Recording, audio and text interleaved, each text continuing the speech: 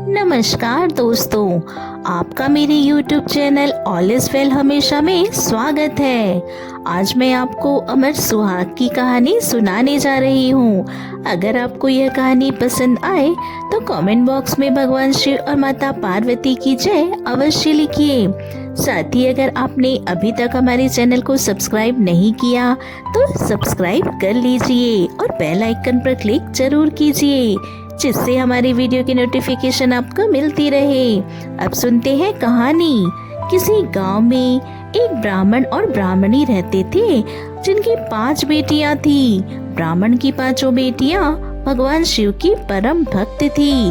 हर रोज मंदिर जाकर भगवान शिव की पूजा किया करती और सुहाग की कहानी सुनती थी। 5 बेटियां दीपक जलाया करती। ब्राह्मण की 4 बेटियों का दीपक तो बहुत देर तक जलता, लेकिन सबसे छोटी बेटी का दीपक जल्द ही बुझ जाता था। छोटी बेटी समझ नहीं पाती कि ऐसा क्यों होता है। सबका दीपक तो देर तक जलता है और मेरा दीपक जल्दी बुझ जाता है। तब छोटी बेटी मंदिर से घर आई और अपनी माँ से कहती है, माँ, सबका दीपक देर तक जलता है और मेरा दीपक जल्दी बुझ जाता है, क्यों? तब उसकी माँ कहती है कि तू अपने दीपक में ज़्यादा डाला कर।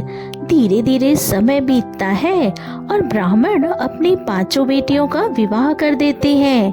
ब्राह्मण की 4 बेटियों का घर तो बहुत संपन्न था, उन्हें किसी प्रकार की कोई कमी नहीं थी। लेकिन छोटी बेटी का घर कमजोर था, वह बहुत गरीब थी। छोटी बेटी का पति रोज कमा कर लाता और रोज खत्म हो जाता।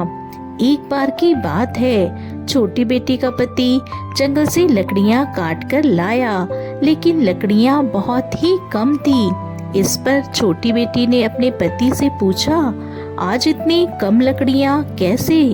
तो इससे क्या होगा? तो उसके पति ने कहा, क्या करूं, आज मेरी तबीयत ठीक नहीं है। तब उसकी पत्नी ने कहा, कोई बात नहीं।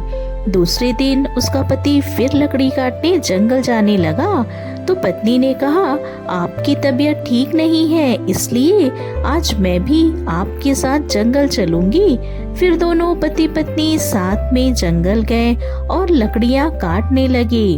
अभी थोड़ी सी ही लकड़ियां कटी थी कि अचानक उसके पति की तबीयत बिगड़ने लगी और वह बेहोश होकर जमीन पर गिर गया। जंगल में दूर तक कोई नहीं था जो उसकी मदद कर सके। अब अपने पति के पास बैठकर वह रोने लगी और कहने लगी, भगवान, मैंने ऐसा कौन सा पाप किया है जिसकी मुझे यह सजा मिल रही है? मेरे पति उठ ही नहीं रहे।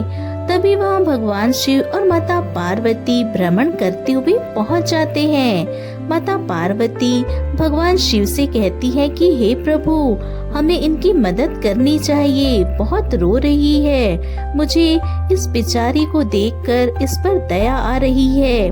माता पार्वती की बात सुनकर भगवान शिव और माता पार्वती उस लड़की के पास पहुँचे और कहा, बेटी, तुम क्यों रो रही हो?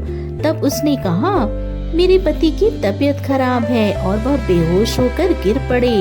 तब भगवान शिव ने कहा, बेटी, अपने पति को घर ले जाओ, तुम्हारा पति तो मर गया है। वह लड़की बोली कि मैं अपने पति के बिना घर नहीं जाऊंगी।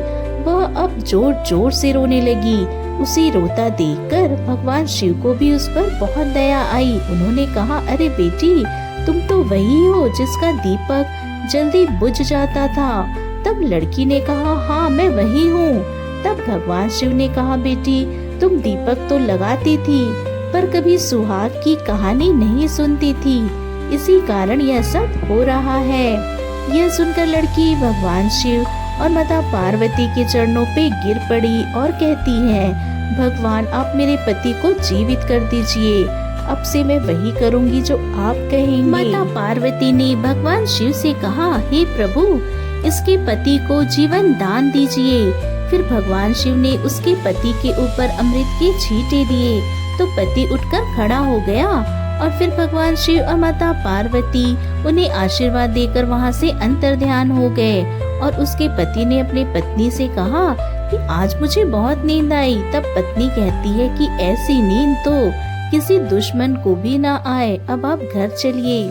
फिर दोनों पति पत्नी घर वापस आ गए। घर आने के बाद ब्राह्मण की बेटी ने अमर सुहाग की कहानी सुनी और उसका उद्यापन किया। उसने सुहागिनों को न्योता दिया और उन्हें खाना खिलाकर साड़ी सुहाग की वस्तुएं उन्हें भेंट दी। एक दीपक में घी डालकर भगवान शिव के आगे ज्योत लगा दी और भगवान शिव से प्रार्थना की कि मुझ पर और मेरे पति पर अपनी कृपा सदा बनाए रखना। हे माता पार्वती, मेरी सुहाग को अमर रखना। इस तरह दोनों पति पत्नी खुशी खुशी रहने लगे। उन्हें अब किसी प्रकार की कोई परेशानी नहीं थी। हे भगवान शिव और माता पार्वती, आपने जैसे ब्राह्मण की बेटी को अमर सुहाग दिया, वैसे ही सभी सुहागिनों का सुहाग अमर बनाए रखना। जय हो भगवान शिव और माता पार्वती की।